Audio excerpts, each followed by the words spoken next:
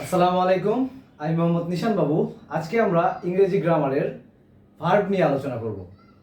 এই ভার্ব যদি আমরা সঠিকভাবে ভার্বের বিভিন্ন ফর্ম ইউজ করতে না পারি সেন্টেন্সের মধ্যে, সেক্ষেত্রে আমরা ইংরেজিতে আমাদের যে সেন্টেন্সগুলো আমরা কথা বলি বা লিখি সেগুলো ভুল হয়ে যাবে। তো শুরুতেই জানা যাক যে ভার্ব কি। আমরা জানি যে কোনো কাজ করা বা হওয়া বোঝালে যে ওয়ার্ড ব্যবহৃত হয় সেগুলোকে আমরা ভার্ব বলি।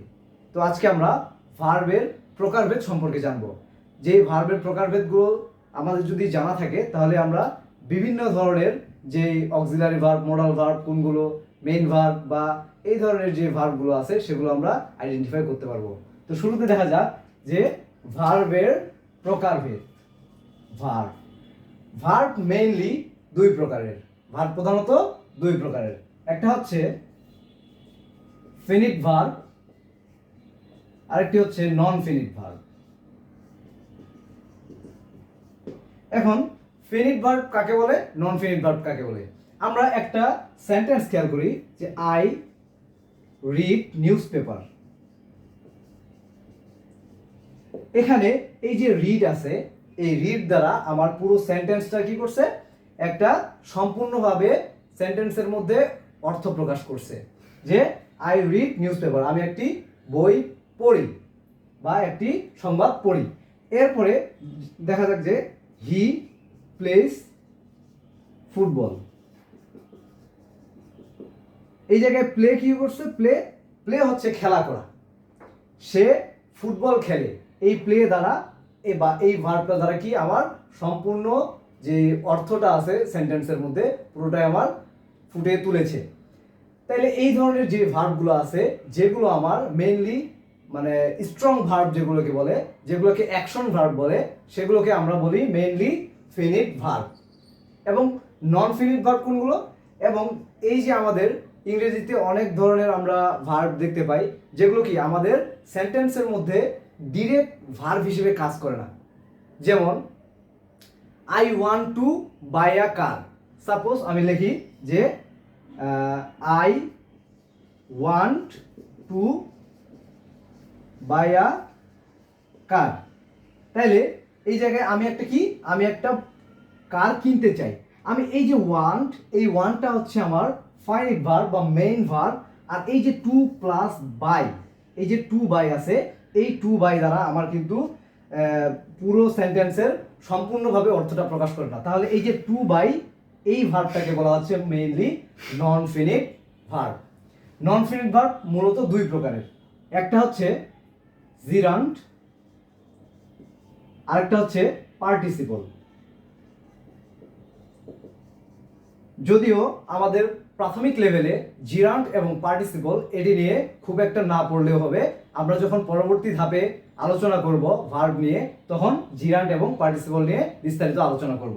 ফিনিট ভার্বকে আবার দুটি ভাগে ভাগ করা হয়। ফিনিট ভার্বকে কয়টি ভাগে ভাগ করা হয়? তাহলে ফিনিট ভার্বকে আবার দুটি ভাগে ভাগ করা হয়। এক নম্বর হচ্ছে প্রিন্সিপাল ভার্ব, আরেকটা হচ্ছে অক্সিলারি ভার্ব। এখন প্রিন্সিপাল ভার্ব কাকে বলে, অক্সিলারি ভার্ব কাকে বলে? যেই ভার্বগুলো আমার বাক্যের মধ্যে বা কোনো সেন্টেন্সের মধ্যে ডিরেক্ট কাজ করে। যেমন একটু আগে আমরা একটা উদাহরণ নিয়েছিলাম যে I read book. I read বুক, আমি বই পড়ি। তাহলে এই যে রিড, এটা হচ্ছে আমার কি, এই জায়গায় একটা ডিরেক্ট ভার্ব, অ্যাকশন ভার্ব। তাহলে এই ধরনের যে ভার্বগুলো আমরা পাবো যেগুলো ডিরেক্ট আমাদের বাক্যের মধ্যে প্রপার একটা অর্থ প্রকাশ করবে, সেগুলোকে আমরা বলবো প্রিন্সিপাল ভার্ব। এবং এই যে প্রিন্সিপাল ভার্বকে সাহায্য করবে যে সমস্ত ওয়ার্ড, সেগুলোকে বলবো অক্সিলারি ভার্ব। তাহলে আমরা এই অক্সিলারি ভার্বের আরেকটা নাম বলতে পারি যে হেল্পিং ভার্ব। হেল্পিং ভার্ব বা সাহায্যকারী verb.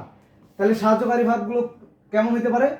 M, is, are, was, were, এই ধরনের যে ভার্বগুলো আমরা মেইনলি মেইন ভার্ব বা প্রিন্সিপাল ভার্বের পূর্বে বসাই, ওই ভার্বগুলোকে আমরা অক্সিলারি ভার্ব বলি।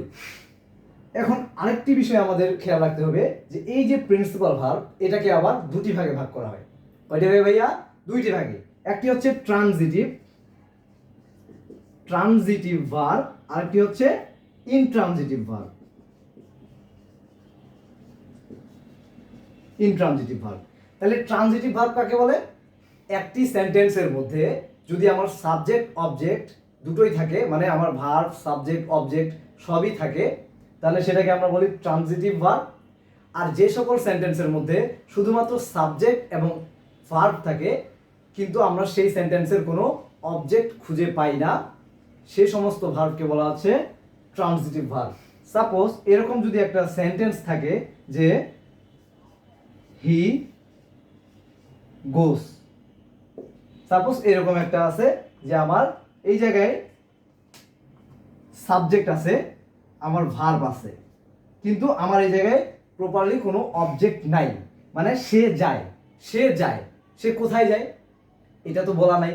তাইলে আমার এই যে সেন্টেন্সটা, এই সেন্টেন্সের কি মানে মিনিংফুল একটা আমি আউটকাম পাইলাম না। সে যায়, সে কোথায় যায়? যদি আবার এখানে থাকতো যে হি গোস টু মার্কেট, তার মানে এখানে মার্কেটে যায়, তার মানে সে প্রপারলি নির্দিষ্ট হয়ে বলছে সে মার্কেটে যায়, তখন কিন্তু আর এটাকে আমরা ইনট্রানজিটিভ ভার্ব বলবো না, তখন আমরা এই গোসটাকে এটাকে আমরা ট্রানজিটিভ ভার্ব বলবো।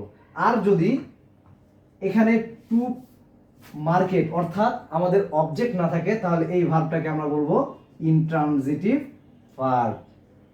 আচ্ছা, তাহলে আমরা আরেকটু রিয়েলাইজ করি যে আমাদের ভার্ব মূলত হচ্ছে, আমরা জানি ভার্ব মূলত হচ্ছে দুই প্রকারের, একটা হচ্ছে ফিনিট ভার্ব আর একটা হচ্ছে নন ফিনিট ভার্ব। ফিনিট ভার্বকে আবার দুটি ভাগে ভাগ করা হয়, একটি হচ্ছে প্রিন্সিপাল ভার্ব আর একটা হচ্ছে অক্সিলারি ভার্ব বা সাহায্যকারী বা হেল্পিং ভার্ব। প্রিন্সিপাল ভার্ব কোনগুলো? যেগুলো আমাদের বাক্যের মধ্যে ডিরেক্ট অ্যাকশন ভার্ব হিসেবে কাজ করে সেগুলোকে বলা হচ্ছে প্রিন্সিপাল ভার্ব।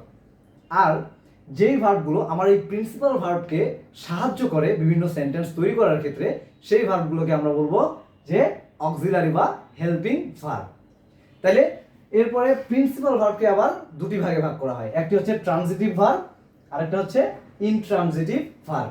যে সকল সেন্টেন্সের সাবজেক্ট ভার্ব এবং অবজেক্ট এই তিনটাই থাকবে, সে সকল সেন্টেন্সের মধ্যে যে ভার্বটা থাকে সেই ভার্বটাকে বলে ট্রানজিটিভ ভার্ব। আর যে সকল সেন্টেন্সের মধ্যে এরকম শুধুমাত্র সাবজেক্ট থাকবে আর তোমার ভার্ব থাকবে, এই ধরনের সেন্টেন্সের যে ভার্বটা থাকে এই ভার্বটাকে আমরা বলবো তখন ইনট্রানজিটিভ ভার্ব। আচ্ছা, আশা করি এই যে প্রিন্সিপাল ভার্ব নিয়ে আর কোনো ঝামেলা নাই। এখন আমাদের এই যে অক্সিলারি ভার্ব বা সাহায্যকারী ভার্ব, এটা নিয়ে একটু পড়তে হবে। সাহায্যকারী ভার্বকে আমরা আবার দুটি ভাগে ভাগ করতে পারি, সাহায্যকারী ভার্বকে আবার দুটি ভাগে ভাগ করতে পারি। এক নম্বর হচ্ছে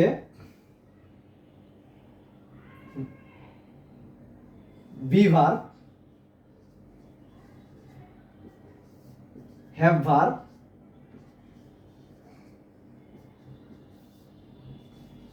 ডু ভার্ব, আরেকটা হচ্ছে মডাল ভার্ব।